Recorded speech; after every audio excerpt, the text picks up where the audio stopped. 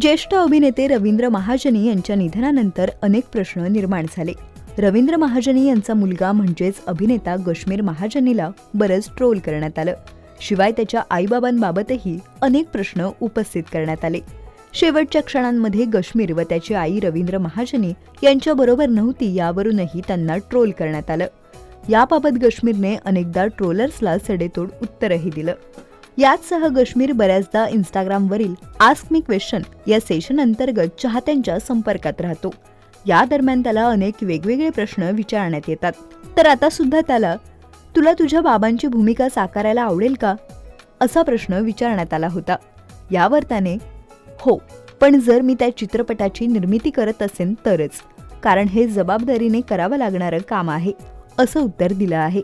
याचसह गश्मीर सध्या त्याच्या काही प्रोजेक्टच्या चित्रीकरणात व्यस्त असून लवकरच तो प्रेक्षकांना नव्या भूमिकेत पाहायला मिळणार आहे असंही त्याने या सेशन दरम्यान सांगितलं आहे.